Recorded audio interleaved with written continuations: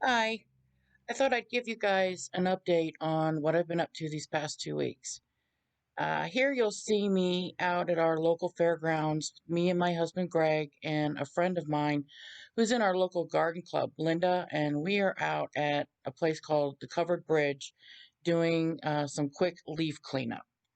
I had an idea that if we could just get out here with our blowers for an hour or so before we got heavy rains or snow all winter on all four deep of this piles and piles of leaves, that maybe it would help us in early spring. Our goal here is just to give it a quick couple of hours, blow the leaves across on the other side, just try and get them out of the way and see if it could be worth it. You never know, it could work. Mother Nature also might say, hold my beer. Yeah, we're going to waste, you're total waste of your time, but it's worth a try. It took us an hour, hour and a half, and we got a big, big dent in it. And if it works, really, really worth it next year. In the background, you're going to see Greg digging out two Annabelle hydrangeas that are the flopping variety. Yeah, we're taking those out. I've said this before, and I am unfortunately not a fan of the older Annabelles. They don't stand up when the blooms show up. Plus, in this top bed, there's some pinky winkies that are in there, and next spring when they put on some more growth, it'll just fill in really nicely, and we've already got an idea of some great annuals that we can use to fill in the spot too, so it won't look so crowded next year.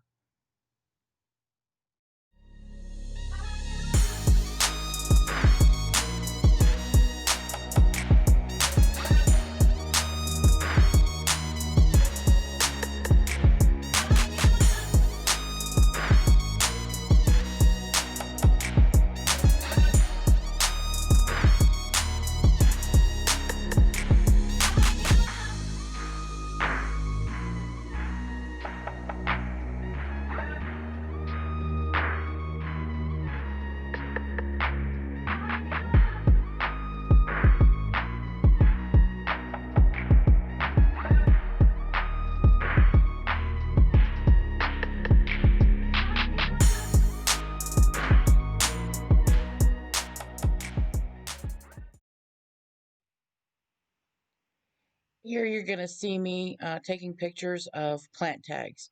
Generally in the spring and summer, what I do is I have a Ziploc bag thrown in one of my trucks that I carry around in the garden. And anytime I pull plant tags from things I've bought, I'll throw it in this Ziploc bag. And then hopefully once or twice throughout the season, I get my phone out and I'll take a picture of the front and the back. And then I'll make an effort that night so I don't lose them to import the pictures from my phone onto my laptop, and I store them in a folder. That's so far seems to be working pretty good for me. I haven't actually taken the time to make a map of my yard yet, but I'm hoping one day to make an electronic map using maybe a drone or something, and can have links to the pictures. When I make the map, I can just quickly see what I planted and where and how to take care of it. So it's an idea I have, but I just haven't fully kind of flushed it out yet. But hopefully it'll work. Next, you're going to see me sending a surprise to a friend of mine who lives over in Colorado.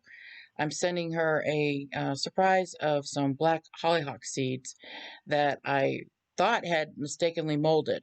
Well, a lot of them did, but then I had this one bag sitting off to the side and stuck it in another bag of seeds I'd bought.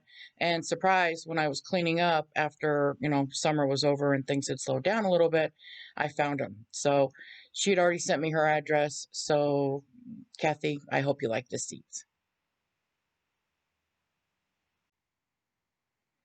Now that I've got that done, I can finally get out in the yard and do some fun stuff like planting more alliums. Here in the front yard, I'm going to be planting some purple gladiator alliums, and then later on in the back, I'm going to show you some even tinier bulbs. The little tinier ones are the drumstick alliums. Those come up in midsummer, probably around July, I think. But hope you enjoy.